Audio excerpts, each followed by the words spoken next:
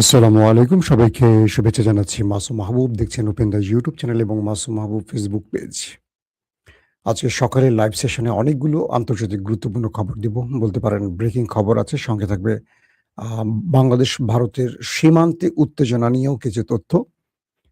প্রিয় দর্শক, শুনতে এবং দেখতে পেলে আমাকে একটু কমেন্ট করে জানান। আমি আগে কিছু শিরোনাম আপনাদের জানিয়ে দেই যে বিষয়গুলো নিয়ে আজকে কথা বলতে চাই।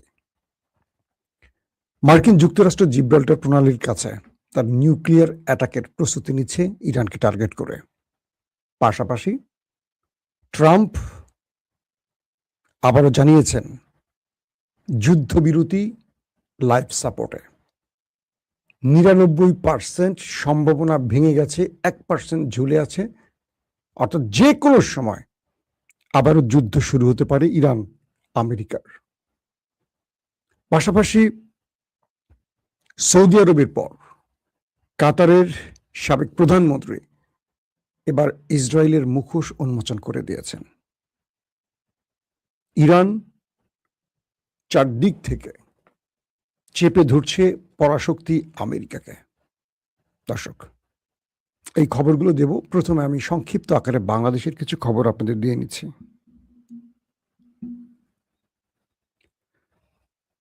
পশ্চিমবঙ্গে তৃণমূল কংগ্রেসের মমতা ব্যানার্জির পতনের পর ধর্মান্ধ বা হিন্দুত্ববাদী বিজেপির যে প্রার্থী বিজয়ী হয়েছেন শুভেন্দ্র অধিকারী, তিনি তৃণমূল ছাড়ার পর বিজেপিতে যোগ দিয়ে বরাবরই বাংলাদেশের বিরুদ্ধে সবসময় কথা বলেছেন এবং ঘৃণা ছড়িয়েছেন। তার প্রত্যেকটি বক্তব্য শুনলে আপনারা হয়তো বুঝবেন। সর্বশেষ বক্তব্যগুলো আপনারা শুনেছেন, আমাকে আর নতুন করে বলতে হচ্ছে না। তিনি পার্লামেন্টে বসেই ক্ষমতা গ্রহণ করে প্রথম যে সিদ্ধান্তটা নিয়েছেন সেটি হলো বাংলাদেশ ভারতের সীমান্তে কাঁটাতার তৈরি। তিনি তার সরকার, কেন্দ্রীয় সরকারের মাধ্যমে ৪৫ দিনের মধ্যে বাংলাদেশ এবং ভারত সীমান্তে, যেটা পশ্চিমবঙ্গ অঞ্চল, এখানে কাঁটাতার নির্মাণের নির্দেশনা দিয়েছেন। ৪৫ দিনের মধ্যে এখানে কাঁটাতার তৈরি হবে। প্রশ্ন করতে পারেন, ভারত এবং বাংলাদেশের মধ্যে পশ্চিমবঙ্গ সীমান্তে কত কিলোমিটার সীমান্ত রয়েছে? ২,২১৬ কিলোমিটার বাংলাদেশের সাথে পশ্চিমবঙ্গ অঞ্চলে আমাদের সীমান্ত রয়েছে। আবারও বলছি, ২,২১৬ কিলোমিটার আমাদের ল্যান্ড বর্ডার রয়েছে। এর মধ্যে ১৬৪৮ কিলোমিটার কাঁটাতার দেয়া আছে। অর্থাৎ ২,২১৬ কিলোমিটারের মধ্যে ১৬৪৮ কিলোমিটার আমাদের কাঁটাতারের বেড়া দেয়া আছে। ফাঁকা আছে ৫৬৯ কিলোমিটার। এই ৫৬৯ কিলোমিটার শুভেন্দ্র অধিকারী ক্ষমতায় বসে কাঁটাতার নির্মাণের নির্দেশনা দিয়েছেন। বলা আছে শূন্য রেখা থেকে, আমাদের দুই দেশের যে শূন্য রেখা আছে, এখান থেকে ১৫০ গজের মধ্যে কোনো কাঁটাতার, মানে ১৫০ গজের পরে কাঁটাতার নির্মাণ, এর মধ্যে কোনো কাঁটাতার নির্মাণ করা যাবে না। এটি ইন্টারন্যাশনাল আইন এবং সীমান্ত আইন। অর্থাৎ ১৫০ গজের মধ্যে কেউ কাঁটাতার তৈরি করতে পারবে না। যদি ১৫০ গজের মধ্যে কাঁটাতার তৈরি করতে হয়, দুই রাষ্ট্র লিখিতভাবে সিদ্ধান্ত নিয়ে একে অপর, অর্থাৎ যদি ভারত তৈরি করে বাংলাদেশের অনুমোদন নিতে হবে লিখিত আকারে, যদি বাংলাদেশ তৈরি করে ভারতের অনুমতি নিতে হবে লিখিত আকারে। এই পরিস্থিতির মধ্যে হঠাৎ করে পশ্চিমবঙ্গে আবারও সীমান্ত উত্তেজনা শুরু হয়ে গেছে। আমাদের পররাষ্ট্র অ্যাডভাইজার, আমার খুব প্রিয় মানুষ হুমায়ুন কবির ভাই, আমরা লন্ডন টিমে একসাথে কাজ করতাম, তিনি যে স্টেটমেন্টটি দিয়েছেন, তিনি বলছেন বাংলাদেশ সেই অবস্থাতে আর নেই চাইলেই কাঁটাতারে কাউকে হত্যা করে ঝুলিয়ে রাখতে পারবে। বাংলাদেশ সেই অবস্থা থেকে ফিরে এসেছে। আমার তার স্টেটমেন্টটা খুবই ভালো লেগেছে। তিনি বলছেন সীমান্তে কোনো সিদ্ধান্ত নিতে হলে অবশ্যই বাংলাদেশ সরকারকে অবগত করতে হবে।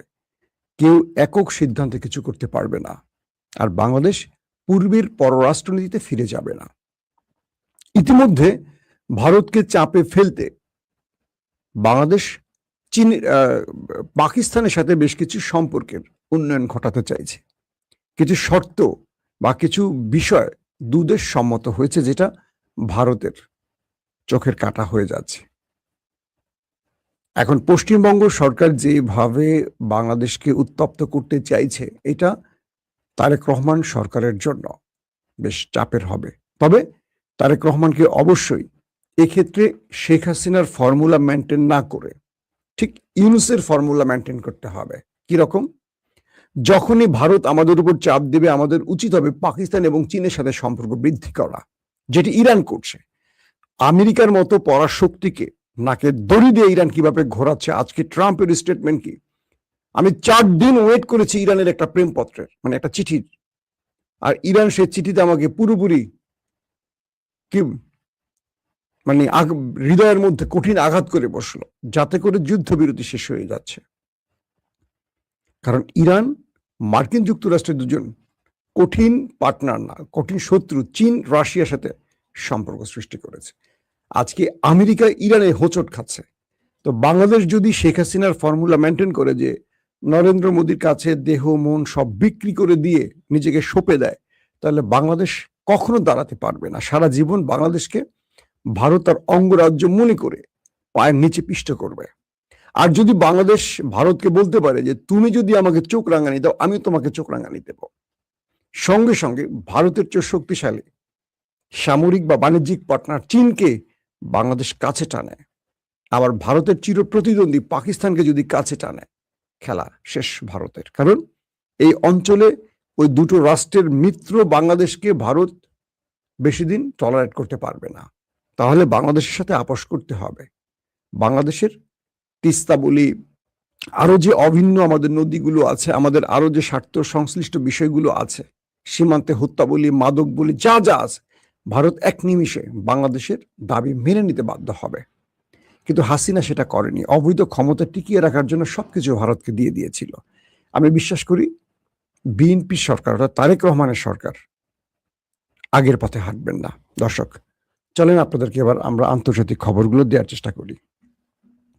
আমি গতকালকে রাতের লাইভে আপনাদের বলেছিলাম যে সৌদি আরবের একজন প্রিন্স বা যুবরাজ, সাবেক গোয়েন্দা প্রধান তুর্ক আল ফয়সাল, তার যে স্টেটমেন্টটা, সেখানে সে একদম ধরিয়ে দিয়েছে যে ইরানের সাথে আরবের এই লড়াইটা ইসরায়েলি পরিকল্পনার অংশ, এবং এটি তারা একটা গ্রেটার ইসরায়েল তৈরির পরিকল্পনার ছক তৈরি করছেন। যারা লাইভটি দেখেছেন তারা আশা করি জেনেছেন, যারা দেখেননি দেখে নেবেন কাল রাতে। আজকে কাতারের আরেকজন সাবেক প্রধানমন্ত্রী তিনি স্টেটমেন্ট দিয়েছেন, কাতারের শেখ হামাদ, তিনি স্টেটমেন্ট দিয়েছেন নতুন করে, সাবেক কাতারের প্রধানমন্ত্রী, যে মধ্যপ্রাচ্যে এই অশান্তির মূল কারণ ওই একটি দেশ, এবং তারা কৌশলে গ্রেটার ইসরায়েল তৈরিতে এই অঞ্চলে আমাদের মধ্যে, আমাদের ভ্রাতৃ রাষ্ট্র, আমাদের বন্ধু রাষ্ট্রদের মধ্যে ক্ল্যাশ লাগানোর চেষ্টা করছে। ইতিমধ্যে আরব আমিরাত আরব ব্লক থেকে আলাদা হয়ে যাচ্ছে মানে স্বার্থ সংশ্লিষ্ট ক্ষেত্রে, যেমন বাকি আরব রাষ্ট্রগুলো ইরানের পক্ষে না দাঁড়ালেও ইসরায়েলের পক্ষে দাঁড়াচ্ছে না। তারা হয়তো আমেরিকার চামচামি করছে, কিন্তু ইসরায়েলের পক্ষে নেই। সৌদি আরব ইসরায়েলের পক্ষে নেই, কাতারও ইসরায়েলের পক্ষে নেই, কুয়েত ইসরায়েলের পক্ষে নেই। দুটো দেশ ইসরায়েলের চামচামি করছে, একটা আরব আমিরাত, একটা হলো জর্দান। এখন বিষয়টা কি দাঁড়ালো? কাতারের সাবেক প্রধানমন্ত্রী শেখ হামাদ বলছেন যে গ্রেটার ইসরায়েল তৈরিতে, অর্থাৎ ইসরায়েল যে ম্যাপটি দেখিয়েছে, পুরো ইসরায়েল সহ, ফিলিস্তিন সহ, জর্ডান, সৌদি আরব, একটা বিশাল অঞ্চল নিয়ে যে গ্রেটার ইসরায়েল তৈরি করবে তারা, সেই গ্রেটার ইসরায়েলের পথে তারা হাঁটছে। আর এই পথ মসৃণ করার জন্য, সহজ করার জন্য তারা এই অঞ্চলে আমাদের মধ্যে বিরোধ লাগিয়ে দিয়েছে। এখন আমরা লড়াই করছি, আর তারা ভেতরে বসে, ইসরায়েলে বসে তারা গ্রেটার ইসরায়েলের রূপরেখা তৈরি করছে। কথাটি বুঝতে পারছেন? কাতারের শেখ হামাদ, যিনি সাবেক প্রধানমন্ত্রী, তিনি কত সহজে খোলামেলা ওই দেশটির চরিত্র উন্মোচন করছেন। এটি কি আরবের বাকি দেশ বুঝতে পারছে না? অবশ্যই বুঝতে পারছে। তিনি বলছেন আরব দেশগুলোর উচিত ইরানের সাথে বসে মধ্যস্থতা করে সমাধান করা। তৃতীয় কাউকে এনে এখানে যুদ্ধ ছড়িয়ে দেওয়া উচিত নয়। তার মানে কি, আরবরা আমেরিকাকে ইসরায়েলকে এনে তাদের ভূমি আকাশ স্থল ব্যবহার করতে দিয়ে ইরানে হামলা করেছে, এটাকে তিনি সমর্থন করছেন না। কাতারের সাবেক প্রধানমন্ত্রী, এটা কিন্তু বাংলাদেশের প্রধানমন্ত্রী না, এরা সব যুবরাজ পরিবার, এরা একটা পরিবার, এরা কোনো না কোনো দায়িত্বে থাকে। কেউ প্রতিরক্ষা মন্ত্রী, কেউ এই মন্ত্রী, কেউ প্রধানমন্ত্রী, কেউ এইটা কেউ ওইটা, সব নিজের একটা ফ্যামিলি, ভাইরা। এবং এরা কখনো বাংলাদেশের মতো কথা বলে না যে বিএনপির এক নেতা একটা বলছেন, আরেক নেতা একটা বলছেন, ওই নেতা একটা বলছেন, সেই নেতা একটা বলছেন, কোনটা রাষ্ট্রের কথা বোঝা যায় না। কিন্তু আরব রাষ্ট্রে এটা হয় না। আরব রাষ্ট্রে একটা নির্দিষ্ট নীতির উপরে ভিত্তি করে সবাই কথা বলে, কেউ ফাঁসুকি কথা বলে না। শেখ হামাদ আরো বলছেন যে ইরানের সাথে আমাদের যে বিরোধগুলো আছে এগুলো টেবিলে বসে সমাধান করা যায়, কিন্তু এই সমাধানটা করতে দেবে না ওরা, মানে ইসরায়েলের কথা বলছে। তারা আমাদের মধ্যে বিরোধ তৈরি করে দিয়ে আমাদেরকে লাগিয়ে দিয়ে তাদের স্বার্থ হাসিলের চেষ্টা করছে এবং তারা সেই স্বার্থের বাস্তবায়নের দিকে এগুচ্ছে। এখন তারা গ্রেটার ইসরায়েলের ম্যাপ নিয়ে বসছে। বুঝতে পারছেন কি ভয়ঙ্কর ব্যাপার? কালকে সৌদি আরব, আজকে কাতার, তারা প্রকাশ্যে এখন কথা বলছেন। এই কথাগুলো এতদিন আমরা বলে আসছি, রাজ পরিবার এখন বলছে, তার মানে আমরা যেটা বলেছি সেটাকে তারা ওন করছে, অ্যাডমিট করছে। আরবরা জানে এটা নেপথ্যে কি। ইরান কি বলছে শোনেন। ইরান বলছে 1000 মাইল দূর থেকে এসে কেউ তোমাদের নিরাপত্তা দেবে? তোমরা এত বোকা কেন? তোমাদের পেট্রো ডলার ওরা কেড়ে নিয়েছে, সম্পদ গ্যাস তেল লুট করে ওরা স্বয়ংসম্পূর্ণ হচ্ছে। একদিন কি তোমাদের খনিজ শেষ হবে না? একদিন কি তোমার এই ভান্ডার খালি হবে না? তখন ওরা চলে যাবে, যখন তোমার কাছ থেকে আর কিছু নেয়ার থাকবে না।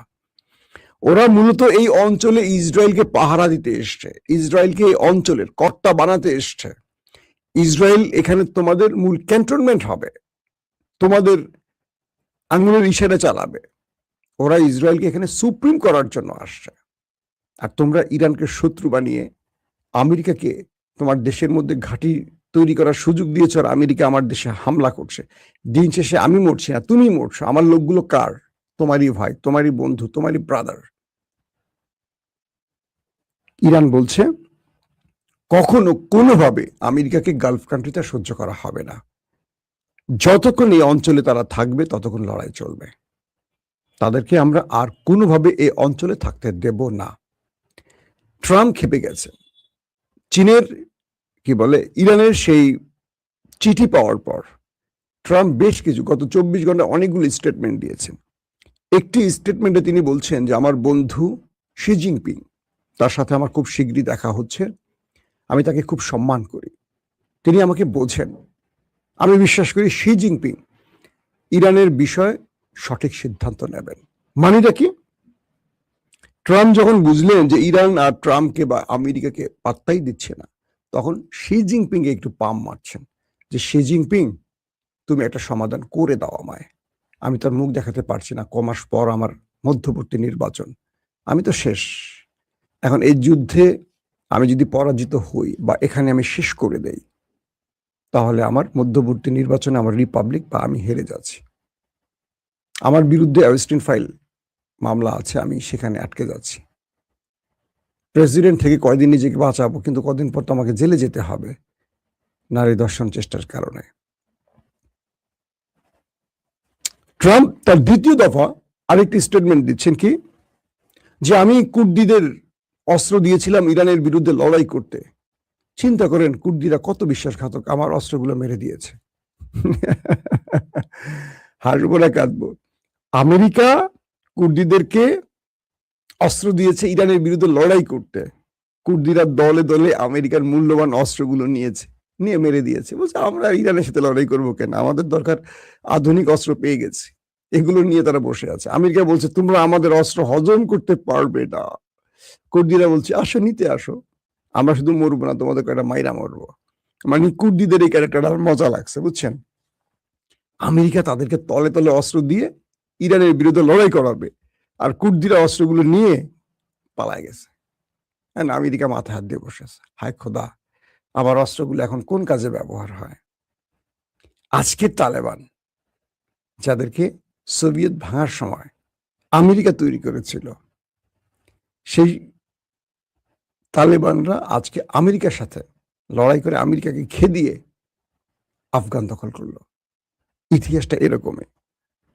ট্রাম্প তার আরেকটি স্টেটমেন্ট দিয়েছেন যে আমি 4 দিন ধরে ইরানের সেই চিঠির অপেক্ষা করেছি, কিন্তু যে চিঠিটি আসছে মনে হচ্ছে ইরান কয়েক সেকেন্ডে সেই চিঠির উত্তরটা লিখে আমাদের পাঠিয়ে দিয়েছে, আমাদেরকে মূল্যই দিল না। সেই চিঠি আমাদের হতাশ করেছে। কি লিখলো ইরান, এগুলো কি বলছে? যুদ্ধবিরতি এখন লাইফ সাপোর্টে চলে গেছে, লাইফ লাইনে চলে গেছে। 99% সম্ভাবনা আবার যুদ্ধ বেঁধে যাবার, 1% ঝুলে আছে। কে বলছে? Donald Trump. তার মানে ইরান আমেরিকার প্রস্তাবনার যে উত্তর দিয়েছে, মাসুম ভাই আপনার হেটার্স আজ নাই নাকি? আমার হেটার্স কারা বলেন? সবাই তো আমাকে ভালোবাসে না। আজকে আমার হেটার্স খোঁজেন তো, 2-1 হেটার্স বের করেন। মাসুম ভাই পরমাণু বোমাবাজি জাহাজ কোন এলাকায় আছে? জিব্রাল্টার। তো এখন যে বিষয়টি তৈরি হলো, এই পরিস্থিতির মধ্যে তিনি বলছেন যুদ্ধবিরতি এখন লাইফ সাপোর্টে, যে কোনো সময় এটা ভেস্তে যাবে, আবার নতুন করে যুদ্ধ শুরু হওয়ার সম্ভাবনা বেশি। কারণ ইরান আমাদের যে প্রস্তাবনাগুলোর উত্তর দিয়েছে একটি তো আমরা সমর্থন করতে পারছি না। ইরান নিউক্লিয়ার ইস্যুটা পুরো বাদ দিয়ে দিছে, যেটি আমাদের মূল টার্গেট।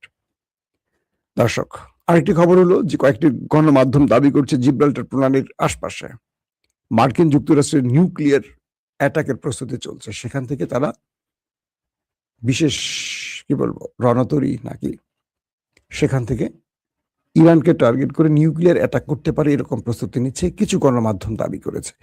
এটি যদি হয়ে থাকে এটা খুব ভয়ঙ্কর ব্যাপার। মার্কিন যুক্তরাষ্ট্রের আরেকটি তথ্য আছে যেটা দিয়ে শেষ করবো আজকের ভিডিও। ইরানের সাথে 40 দিনের যুদ্ধে তারা, কেউ বলছে 50%, কেউ বলছে 30% অস্ত্র ফুরিয়ে গেছে, ড্রোন মিসাইল হাবিজাবি ফুরিয়ে গেছে। অবাক লাগে না যে ইউক্রেনের সাথে রাশিয়া আজকে কত বছর যুদ্ধ করছে, এখনো রাশিয়ার অস্ত্র ভান্ডার খালি হয়নি। ইরানের সাথে 40 দিনে আমেরিকার অস্ত্র প্রায় ফুরিয়ে আসছে। অর্থ কি? এত ম্যাসিভ আকারে, এত বড় আকারে ইরানে হামলা করছে আমেরিকা, নাকি আমেরিকার অস্ত্র আসলেই কম ছিল অথবা বিক্রি করে ফেলছে? বিশ্লেষকরা বলছেন আমেরিকা ইরানের মধ্যে এত ম্যাসিভ আকারে অ্যাটাক করেছে যে তাদের অস্ত্র প্রায় ফুরিয়ে আসছে। কিন্তু ইরান এই যুদ্ধ চলাকালীন সময়ের মধ্যে 24 ঘন্টা 7 ডে অস্ত্র তৈরি করেছে, ড্রোন তৈরি করেছে, মিসাইল তৈরি করেছে। যেই কারণে ইরানের পররাষ্ট্রমন্ত্রী বলছে, যখন সিআইএ রিপোর্ট দিয়েছে যে ইরানের অস্ত্র 75% এখনো অক্ষত আছে, মজুদ আছে। 75% ট্রাম্প বলছিল যে সব শেষ, কিন্তু সিআইএ বলছে না সব শেষ না, 75% আছে এখনো, মাত্র 25% তারা ব্যয় করেছে। আর আব্বাস আরাকচি বলেছিল কি 120% এখন আমাদের আছে। 120 মানে 100%, 120% আছে। কারণ এই যুদ্ধ চলাকালীন সময় থেকে অদ্যাবধি আমরা যে পরিমাণ অস্ত্র নির্মাণ করেছি শত্রুকে ঘায়েলের জন্য, এটা আমেরিকা কল্পনাই করতে পারবে না। প্রত্যেকে ভালো থাকবেন। আল্লাহ হাফেজ।